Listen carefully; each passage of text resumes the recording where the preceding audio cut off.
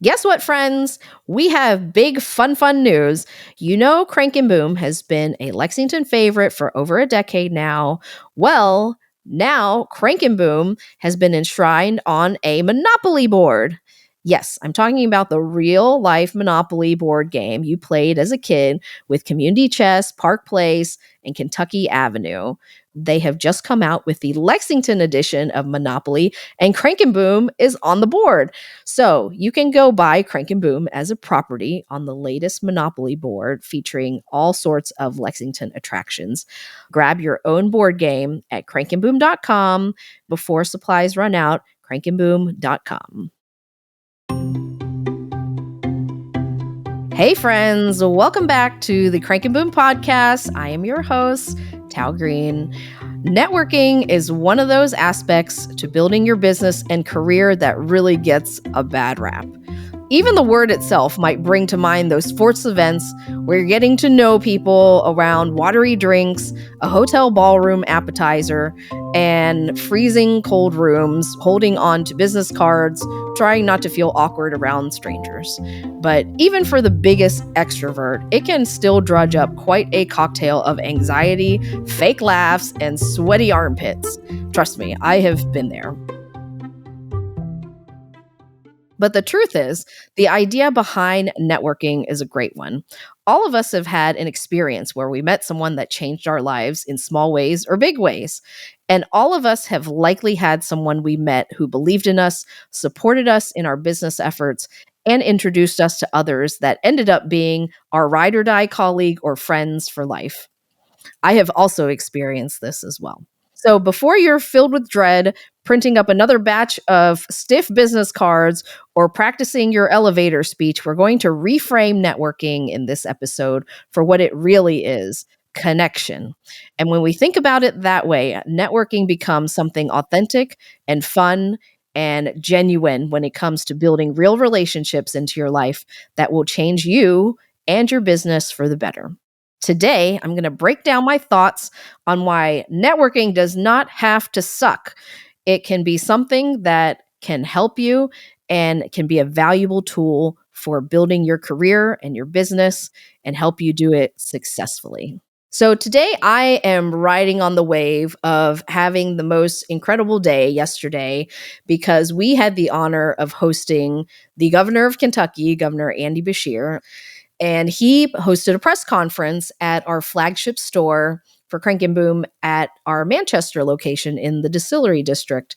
He was doing a press conference to highlight the amazing tourism numbers that have come back and the economic impact numbers from tourism. We have been setting records here in Kentucky for our tourism as well as Lexington especially. So they were looking for a fun place to host this press conference. And what other more fun place could there be than Crank and Boom?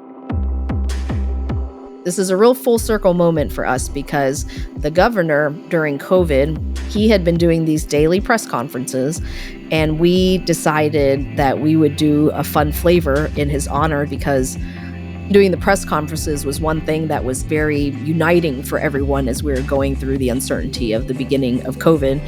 I think at the time we had two people in the kitchen who pulled together these 1,200 pints, and we were able to donate $4,000 to Food Chain to help them with their efforts to feed the neighborhood families. And it just meant so much to us. It actually kicked off this series of flavors that we ended up calling the Team Kentucky flavors. For us to be able to come 3 years later and hold a press conference talking about the comeback of the hospitality industry and the tourism industry, partially because of the aid that he had driven towards those efforts and his cabinet and all the folks that work in tourism to help make sure that tourism had funding and marketing and all the things that it takes to bring visitors to a place. I was very honored that I got to speak during the press conference and be able to share the story of why it was a full circle moment for us and to cheer on our hospitality industry and all the people who worked so hard to make it a success. I want to make an important point that I believe we were able to have this opportunity because of our networking efforts and because I am a out and about person. I spend a lot of time being involved in the community. I enjoy meeting people and I enjoy getting involved. I like trying to be a voice for people who might not have a voice in certain spaces. And it means that I get to be in rooms with people that make these kind of decisions. Over the last 10 years, I have spent really getting out into the community, not for the purpose of maybe getting these kind of opportunities, but really just to get to know people around me and to have influence over decisions that I feel like are going to be better for our community. For the benefit of our business, it is a great way to get your face connected with your business. And then suddenly more people know your business as well. Getting to know other people within your community just reaps great benefits. I get to meet amazing people who are doing incredible work, and I get to be inspired by people doing incredible things. I get to learn from people, and I've been able to join different boards and serve on commissions that help me understand how our city works and how different organizations work, and just using a different part of my brain than just running our business every day. It's just a nice change of pace.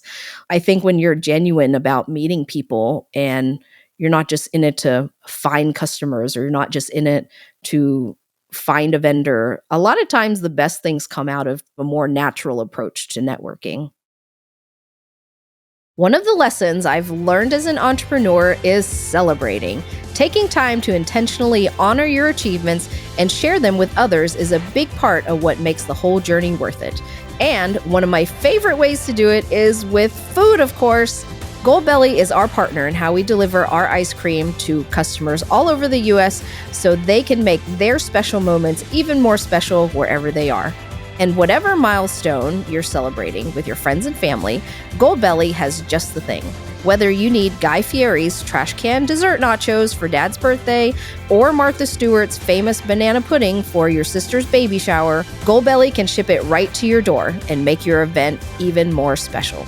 So if you haven't taken advantage of Goldbelly's amazing offerings, now's the time. Run over to their website at goldbelly.com and make your celebration unforgettable.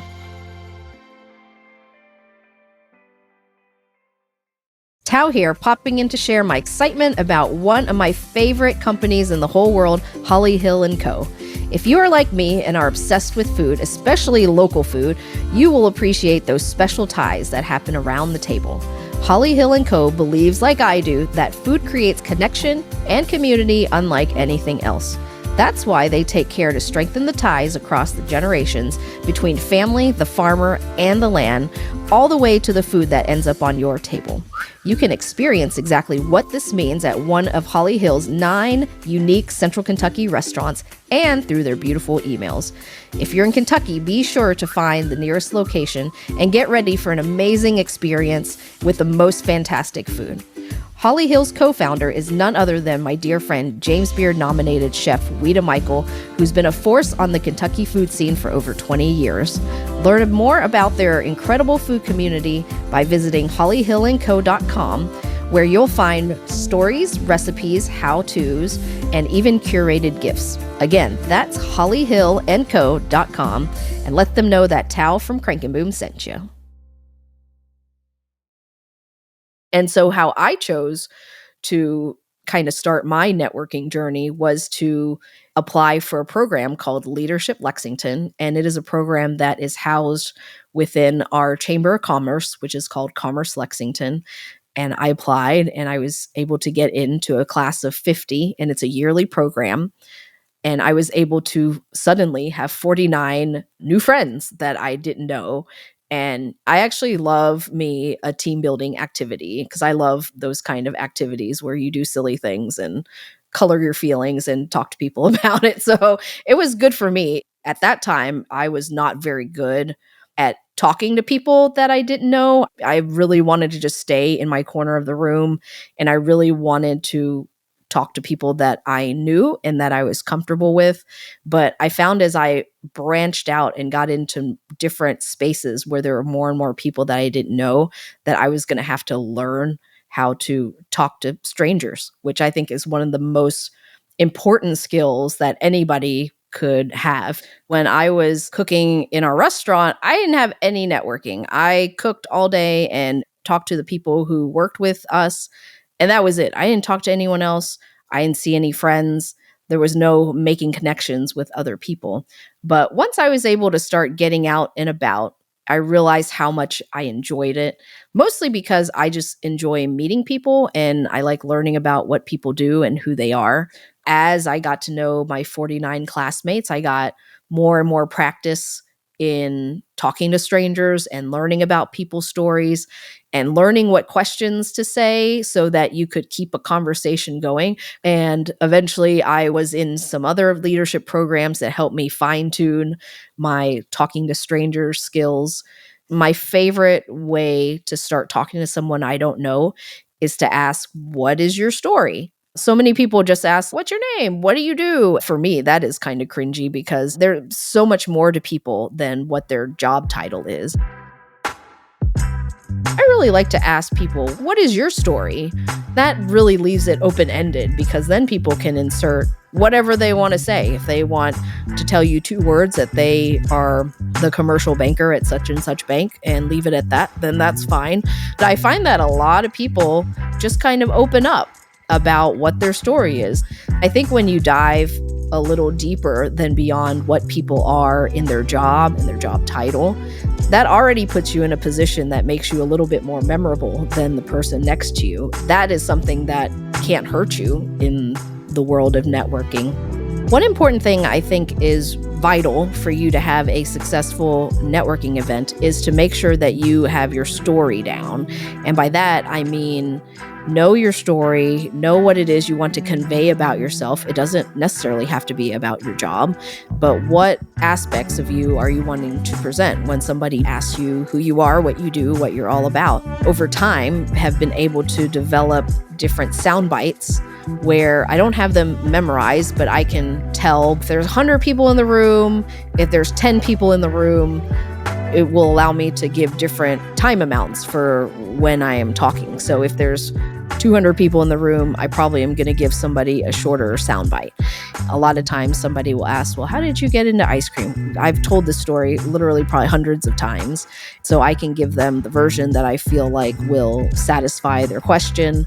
Then if they ask follow-up questions, I know how to say that either in a long version or in a very short, nice little sound snippet version. I think being able to tell your story in different pieces in a way that you can do a long version, short version, medium version, as they ask follow-up questions, you can hear what it is they're trying to understand and you can customize your response.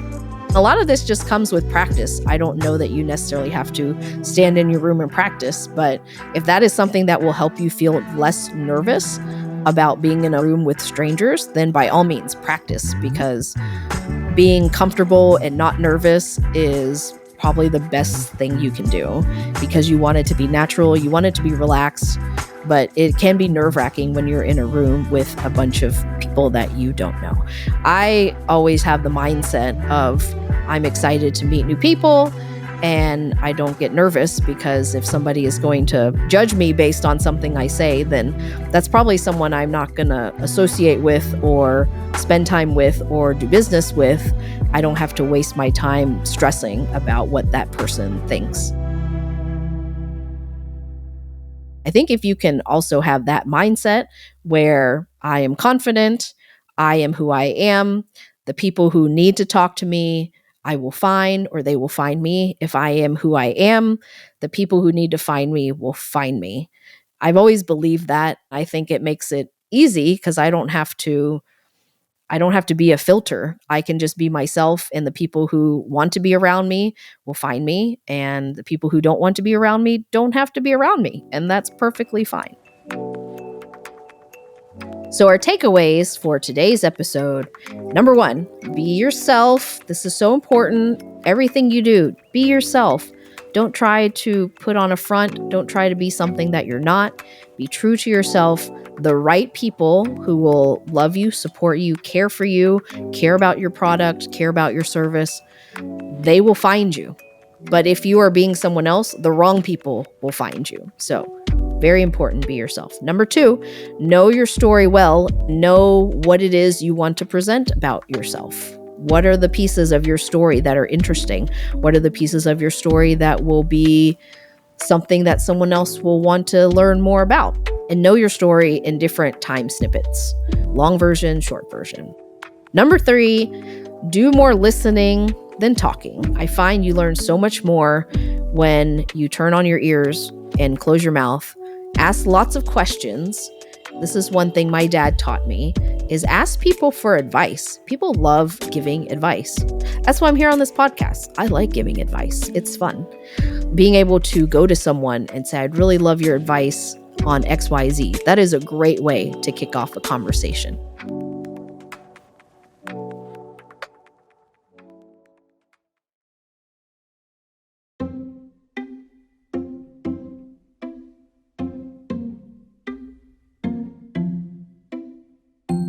Thank you so much for listening to the Crank and Boom podcast. If you want business advice and tactics like this every week, click that follow button wherever you listen to your podcast so you never miss an episode with us. Also, if you like what you heard today, it would mean so very much to me if you would leave us a review that helps other people find us. Leave a note on what topics you want me to cover more of, because we would love to hear from you. I can't wait to meet you here again very soon. Until next time, peace.